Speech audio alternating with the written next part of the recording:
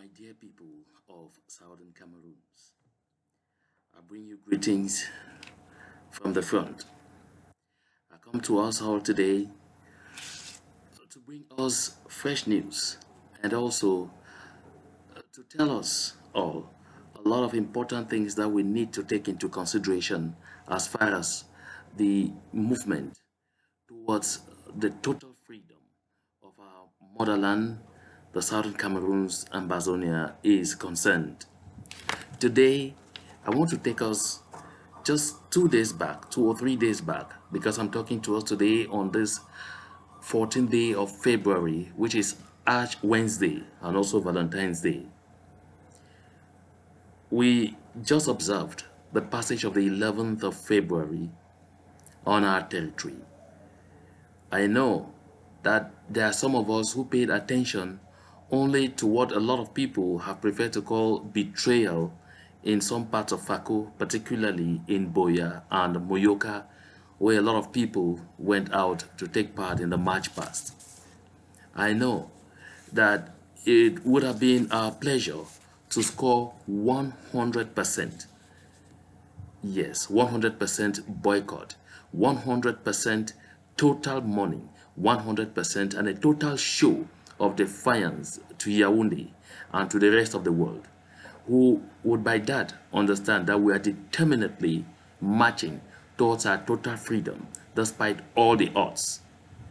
But let us note that while in Bamenda, the people abandoned the celebrations in the hands of Francophone children ferried in from the West region, our own John Frundi and his SDF party decided to go against the wishes of the people of the Southern Cameroons by taking part in a feast, by taking part in celebrations marking a day which symbolically demonstrates a kind of day that brought trouble to our people, a day we have all decided to turn our backs to. Why do I say it's, or why do I feel it's so bad and so terrible and even treasonable what Mr. Frundi did? Because the mainstay of the Social Democratic Front, the SDF party, has been the English-speaking regions of what used to be known as Cameroon, which today we usually like to call the Cameroons, because the Southern Cameroons were returning to where we originally belonged, returning to our statehood where we originally belonged, before this evil day of the 11th of February, where we freely decided to get into hell. Mr. Frundi's act comes to corroborate some information that we had from a lot of people, some even claiming to be eyewitnesses, that Mr. Frundi celebrated. Yes, that Mr. Frundi went out there to rejoice that our leaders were picked up in Abuja, in Nigeria. That he went out there and even called us terrorists too, like Yaoundé does. That is the reason why some of the members of parliament of the SDF, who stood before thousands of people and speaking on the microphones to millions of people across the world, and said they were resigning from the Parliament of La République du Cameroun, defied us. That is why today they're even preparing for elections. They take us for fools, because they felt that because they could dribble us, because they could tell the crowd, oh no, I have resigned, and let us go and sleep and be thinking that they have decided to start thinking of our fate, everything is going to be business as usual. I think that these people should go and have a rethink. The first thing that I'd like to say is that Mr. Frundi, you and your Social Democratic Front, it would be beneficial if you spare us the provocation by carrying your convention from Bamenda, that planned convention from the 22nd to the 24th of February, carry it to Bafoussam.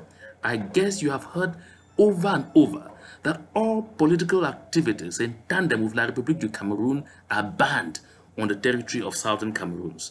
I guess you don't think that such a ban was a child's play, unless you want to, take a step too far to find out for yourself that it is not a child's play. Mr. Frundi take your convention to La République du Cameroon. And obviously, I also want you to note that it is not just the convention. Any person of the SDF or CPDM that will want to declare their candidature for the upcoming senatorial elections called on the 25th of March, travel over to La République du Cameroon, because I'm sure you're already aware that there will be no elections in Southern Cameroons. At least we don't even have to be discussing this with you. We don't even have to be negotiating it. At the moment, we are yet to know exactly what has happened to our people, to our leaders, to Siseko Ayuktabe, to Tasang Wilfred, to Barrister Eyambe Elia, to Pamfo Ngalamfo, and all the others picked up on the 5th of January in front of Nera Hotel or at Nera Hotel. Mr. Frundi, or you all politicians who have demonstrated to us triumphantly that you are against the wishes and aspirations of the people of Southern Cameroons, the time has come for us to address you. This is the moment for us to tell you it will no longer be business as usual on our territory. Mr. Frundi, we watched you. You took part at the funeral servicemen for gendarmes who were molesting, terrorizing our people, killing the young people, raping the women, looting, breaking into houses, doing all sorts of horrendous things to our people. You attended their funeral ceremony, but we have not seen you for once, even just passed by the compounds of any of the young people of Southern Cameroons that are being maimed and killed on a daily basis. Oh, the last I heard was that you were planning to go visit the refugees in the various camps in Nigeria. I guess it's important for you to note that you don't need to bother yourself, because we already know that you are a wolf in sheepskin. And Mr. Frundi, you and your political party and all the politicians in the Northwest and Southwest, we have seen how much you love us all. They have raised whole villages. None of you have come up to raise your voices. Yes, Kwakwa is finished. Kembong is down. All other places are being attacked on a daily basis. As parliamentarians, we haven't seen you people come out to say, no, this is too much. Enough is enough. As party leaders, we are yet to see that. This tells us you are also a problem to us now. You can never ever pretend to be the solution. So take note, there will be no elections on our territory, Mr. Frundi, and you politicians of the CPDM who are based on our territory. Prepare for elections and go to La République du Cameroon and stage those elections there. Now, away from that, there is so much that we have to talk to ourselves about time. The element of time is too important for our revolution. Right now, where all efforts are going on to ensure the release of our leaders captured, abducted in Nigeria, and that until today, we are still to know exactly where they are or what has happened to them, it is important for us to note that with all the efforts that we are going to be deploying to ensure their release, we must take note that time is going to be very important for us. I want to let us take a look at this. We have listened to the European Union condemn the killings and even call for court action. The killings going on and the abuse of human rights in Southern Cameroon. That is just all they could talk. That is where they could end.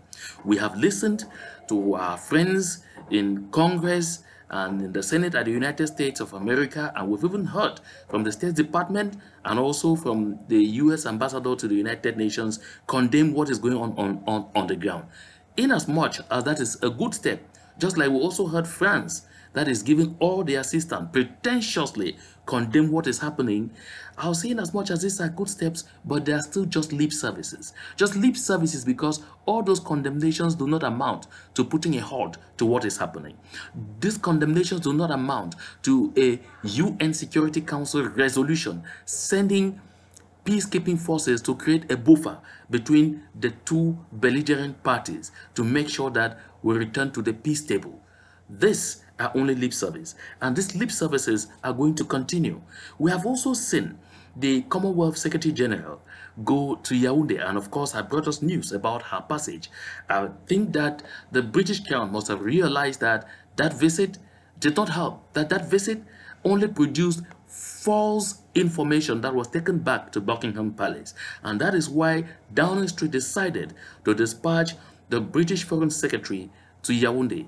Of course, as could have been expected, the Unity Palace turned down a request for audience, and this foreign secretary ended up talking only to Anglophones, basically, to Mr. John Gute, who is a minister delegate at the Ministry of External Relations in charge of relations with the Commonwealth, and she managed to have a 70-minute audience with the Prime Minister, head of government. Of course, when the report gets to the Presidency of the Republic, I'll be able to lay my hands on that report, and I shall bring to us exactly what would have transpired. But like I said, all of this remain lip service. The African Union, that is supposed to be the first and most concerned, unfortunately, until this moment, the African Union is still to take any serious, determined step towards trying to address what is happening in the southern Cameroons. This tells us that the conspiracy against us is not only from the West, it is even regional. This tells us that the element of time in our actions becomes too important. And I will again point out to us, a few days ago, we heard an announcement that over 500 Cameroonian forces have been allowed to enter the Sambisa forest in Nigeria to help fight and root out the last bastions of Boko Haram. I wonder whether it is just as we're hearing at the surface, because the information I'm having indicates that there is a lot of undercurrent going on between Cameroon and Nigeria, the clear analysis of which is not talk meant for social media. I've been working on that. I'm going to present this very important analysis to the quarters that deserve to know and that deserve to understand the need for us to be able to, at some point, sink our differences really seriously, because the times ahead are not going to be very interesting for us.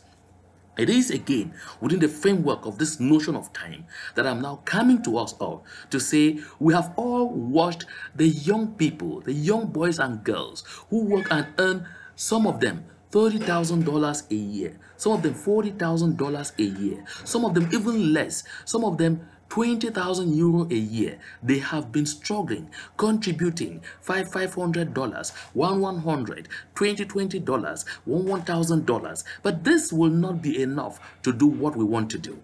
What we have to do and must do, and do it very fast, requires plenty of money. That is why I'm coming here now to say the time for the men and women to come in is now. By this, what am I trying to say? I want to extend, first of all, hearty congratulations to this group of 5 people in Europe who have made up their minds that by the end of the month of February, the 5 of them are going to get 5 orders and add to themselves and come up with between 40 to 60,000 euro within this short period of time. Just that number of persons. That is why I'm also turning my attention now to the United States of America, to North America in general, to say I want to have a situation where people group themselves according to their income levels. Let us have a group of people, 10 of them, that can decide to put 10,000, yes, 10,000 together. Those 10 of them will produce $100,000. You get another group of 20 who are ready to come up with 5,000, and all of this should be just a matter of quarterly. By the time you get to 100 people, I mean just 100, who put themselves to the level where we get right down to at least $2,500. Do that. Go to your bank accounts, check on it, ask yourselves, of what use is this money going to be? When all my people would have been wiped out from the surface of the earth and I'll be left with no one else. Of what use is this money going to be when I would at one point not be able to have any place I'll call my own veritable homeland? When we ask ourselves all these questions, we will realize the importance of doing just this. If you have 10 people who put together 10,000, that makes 100. You have 20 people who put together 5,000, that is another 100. That makes 200. When you have 30 people who decide to put together 3,000, do the calculation, and then the last group of 20 people who decide to put together 2,500. If we have all of these people and would get this money within 1 month, trust me, the guys who are doing the things that they must do, at least to help secure our civilian brothers and sisters, mothers and mothers, fathers, and grandparents who have been burnt in their houses will have enough resources to stay the ground, will have enough resources to send La République du Cameroon panting to the point where it will be La République du Cameroon running to the international community and saying, please come in now. The time has come for you to come in and help. We don't have much time. We just need to be able to do this. If between now and June, we can be able to do this, trust me, we are going to reduce the number of our casualties and we are going to run away from the impending problem that is coming. Like I said, there is a dead-seated analysis that I can't bring to the social media because it will be counterproductive to us. I've prepared this analysis detailedly. I'm going to send to all the quarters that are required to have an eye on this analysis and to understand exactly what I mean. So my dear brothers and sisters, wherever you are, let us put an end to this unacceptable accusations and counter accusations. Let us put an end to this evil blackmail that is going on the social media, because at least if some of the blackmail targets me to think it can shut me down, I will never be shut down. But again, one thing I'm never going to do anymore is respond to any of them. I have come back to what I know how to do and that I can do best. This is what I am doing, to talk to us about the things that we need to do, to talk to us about the difficulties we have ahead and how we should be able to address these difficulties, and to point to us some of the loopholes that we must take advantage of. That is my singular duty, and that is what I'm going to continue doing with all my spirit until the last day, until when I see us cross into Buea. Only God has the power to take away anybody's life. If God decides that it is your own day tomorrow, you will go. But for now, I'm alive, sound, safe, and free, and I shall continue to do just what I consider to be my own golden contribution to this struggle. So, my dear brothers and sisters, let me take this opportunity to congratulate our people on Ground Zero. They have built up the various cells as I recommended in one of the videos.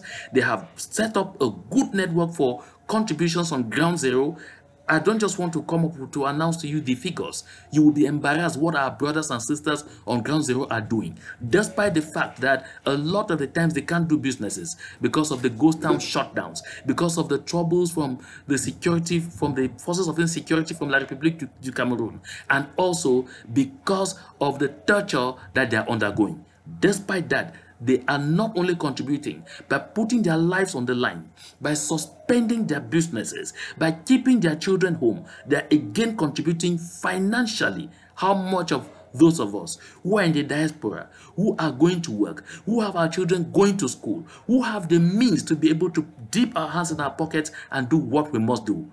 The future of our struggle lies in ground action, no longer in the speeches and resolutions of the majorities in conference halls here and there. No, the time for stupid bickering has come to an end. We only have now to pay attention to the ground forces. Group yourselves up. Please, group yourselves up and do what you must do to help us free homeland. To God be the glory.